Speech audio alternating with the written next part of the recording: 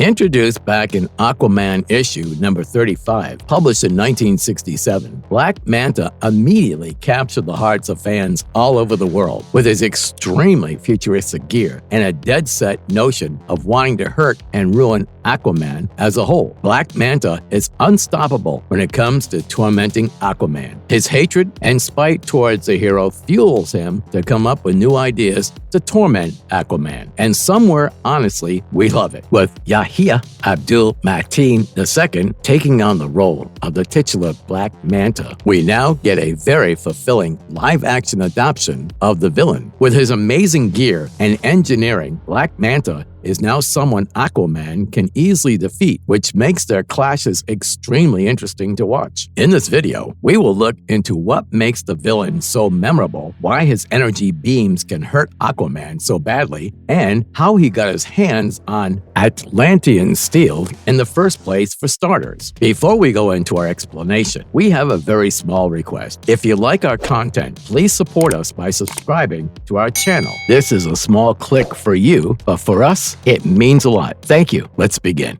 Who is Black Manta? Is he a human or an Atlantean? The story of Black Manta starts way back. A long time ago, there was a young African-American boy who lived near the sea in Baltimore, Maryland. He loved playing by the beach. However, nobody ever truly knows what dangers the sea holds for a young child. And when it came to this boy, there was a danger lurking right around the corner. This young boy ended up being kidnapped by a bunch of pirates. Once on the ship, he was forced to work and understandably was treated unkindly by his kidnappers. When his daily chores and abuse made his life bleak, the young boy used to gaze out into the ocean to find his peace. And one day, when he was looking out into the ocean, he saw Aquaman. Aquaman was swimming by the ship with his dolphins, and while the boy begged the hero to rescue him, the hero did not seem to listen. This led to the boy feeling abandoned, cornered, and forced to defend himself, and defending himself is what he did. Using a knife, this young boy killed one of his tormentors. In his eyes, the sea was emotionless, just like Aquaman, the hero who ruled it. So that day, the boy made a promise to be the master of the sea. Now, as this kid had just killed someone, he was quickly institutionalized. While there, it became obvious that this boy was autistic. However, the people at the institution had no intention of helping him. See, the boy felt pain whenever he was on the bed sheets, and whenever he was submerged in water, he felt better. These sensory issues could have been treated had the attendants wanted to, but they had no such intention. Instead, every night, they would strap this young boy to his bed, and as he would scream out in pain, they would smother him with a pillow until he would pass out. As the boy struggled to speak,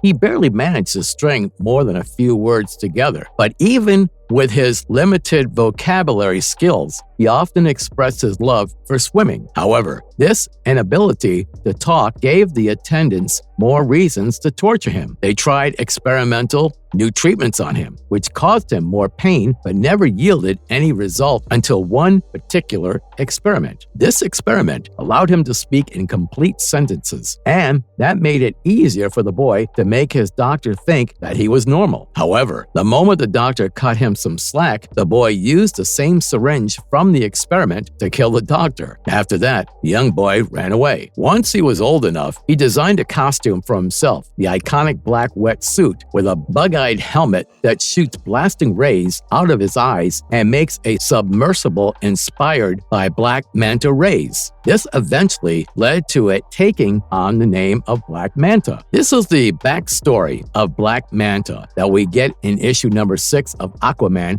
1992. However, when he was first introduced in the DC universe in the 35th issue of Aquaman, released in 1967, we learned only Black Manta's real name, David Kane. With such minimal details, Black Manta instantly hooked all his fans, keeping them begging for more. So when his backstory is finally revealed, we feel a little bit of sympathy for the man.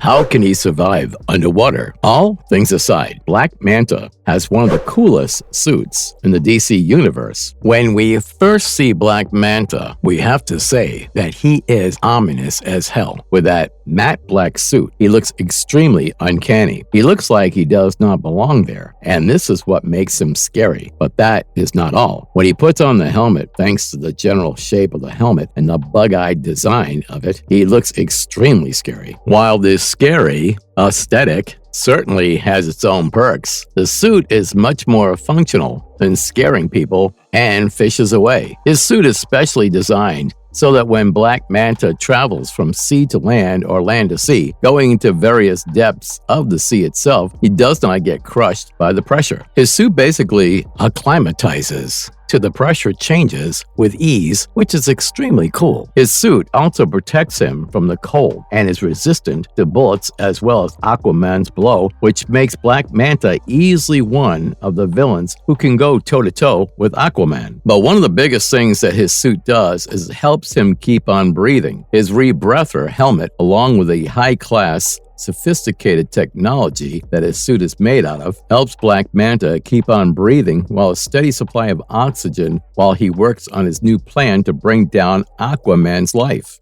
The high-tech innovation behind its flight. Now, when you look at a hero or a villain who does most of their shenanigans under the sea, you generally do not expect them to see above water, flying around. But when it comes to Black Manta, that expectation is destroyed in a good way. When it comes to Black Manta, thanks to his suit, he can do numerous feats that were initially assumed to be completely unattainable by him. I mean, who would have thought that he would have been able to breathe underwater for as long as he does, or even that he would be able to navigate underwater with ease? Those amazing feats aside, there is something that he can do that we were really not expecting. This villain can fly. We see it first when we see Black Manta show up next to the subdued Aquaman in a matter of seconds. This is because of the Atlantean technology that he got his hands on. In his suits, there are numerous thrusters and jetpacks present, especially on his back and his legs. These jetpacks and thrusters work on the mechanics of plasma cannons. Owing to that, they are able to work even underwater. This allows Black Manta to hover midair and cover huge distances in seemingly mere seconds.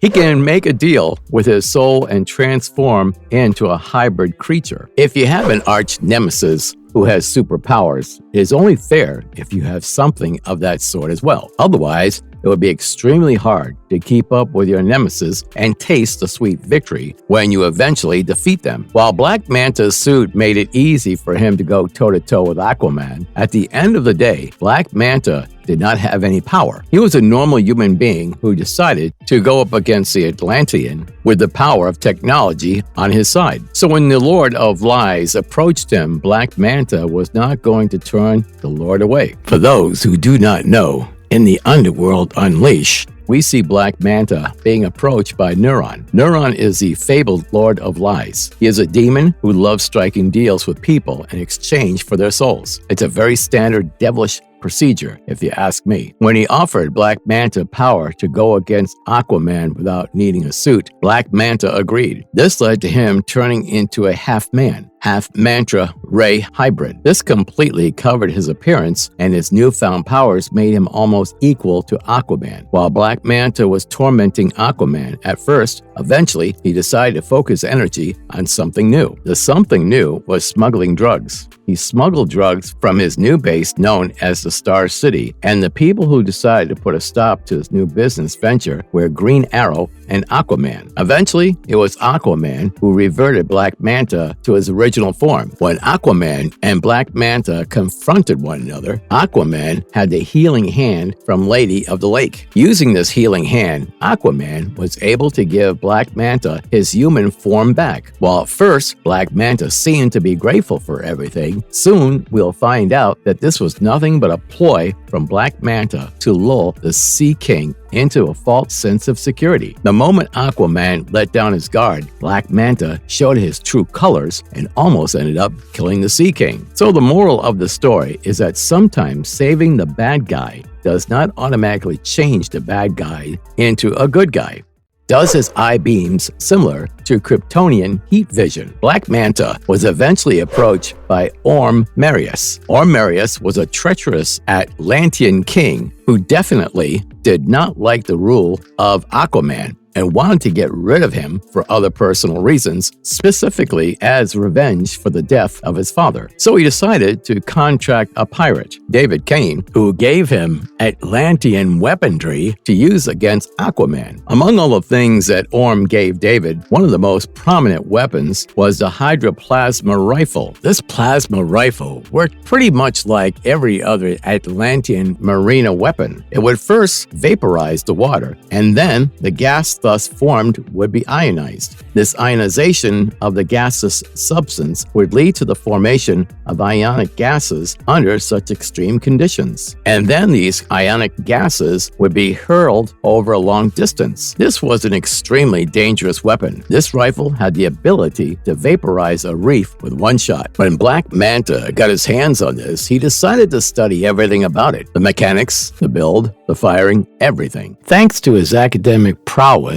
and knack for engineering, soon enough, Black Manta was able to dismantle his hydroplasma rifle and add it to his helmet, using the bug eyes as the firing port. This allowed him to shoot energy beams whenever he felt like it. These energy beams, as we have explained above, produced a huge amount of heat and were quite deadly. Despite his resilience, Aquaman was not immune to these. On more than one occasion, we have seen Aquaman hurled over a long distance, charred and burned thanks to these energy beams. With the amount of heat produced and how they look, the energy beams are very much equivalent to the Kryptonian heat vision.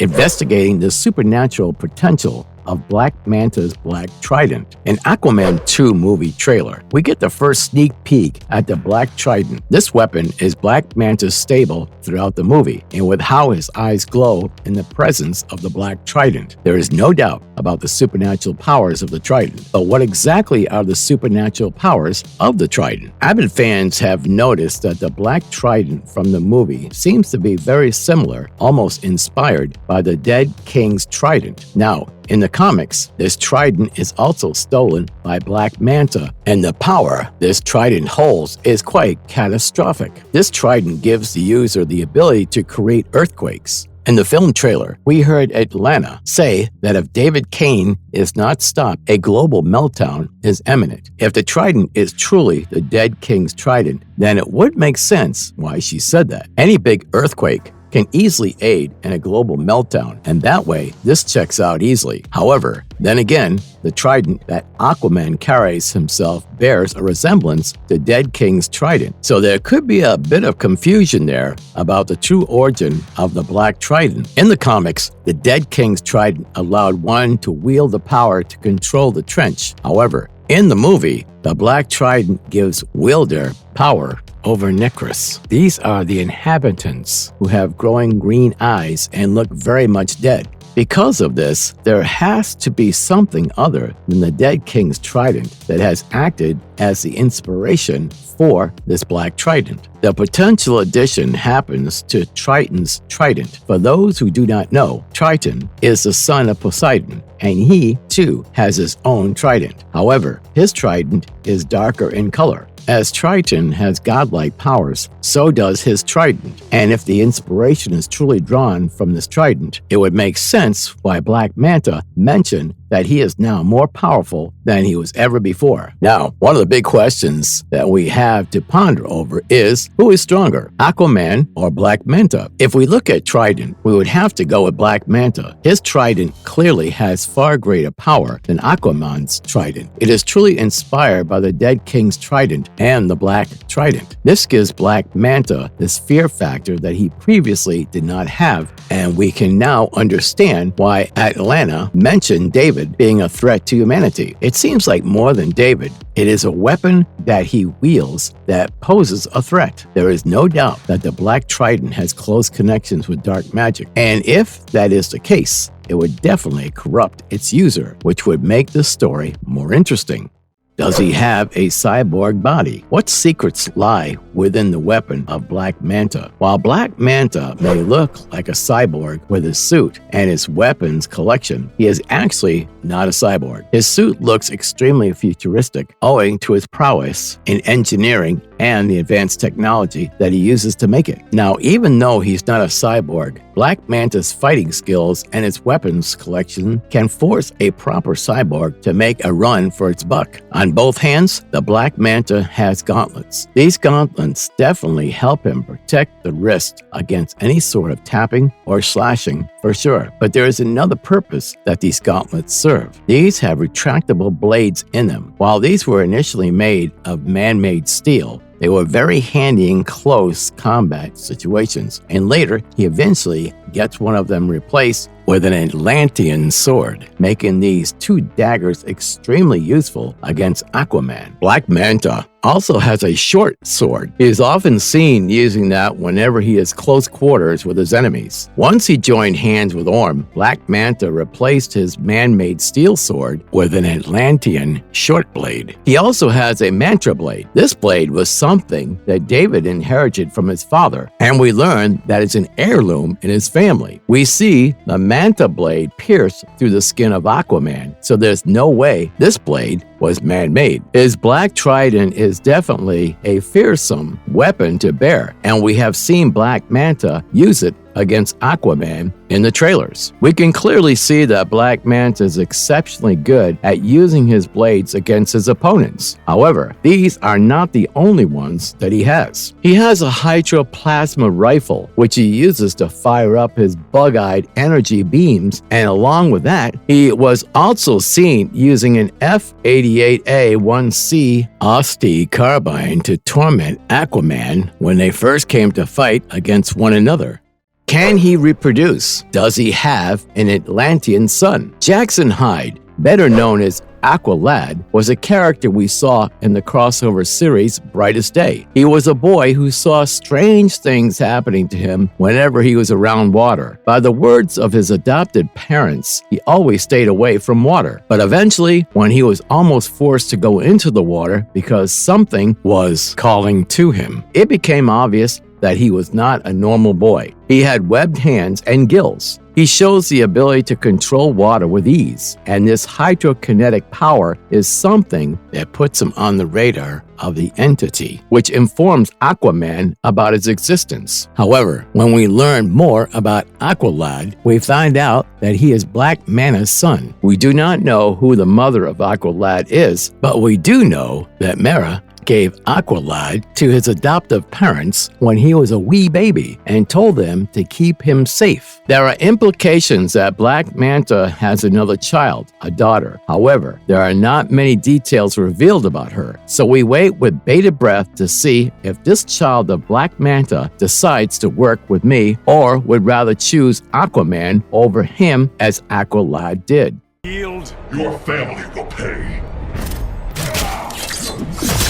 Marvelous verdict. Over the years, there have been a lot of villains our dearest Aquaman has faced off against, but Black Manta is the one villain who always comes back with new tricks up his sleeves. The arch nemesis of Aquaman never disappoints, and that is why, as fans, we are excited to see what new shenanigans this villain will bring to the table this time around. And if you liked our content, don't forget to leave a like and subscribe to us if you haven't already. Have a good one and be safe. Thanks, everyone.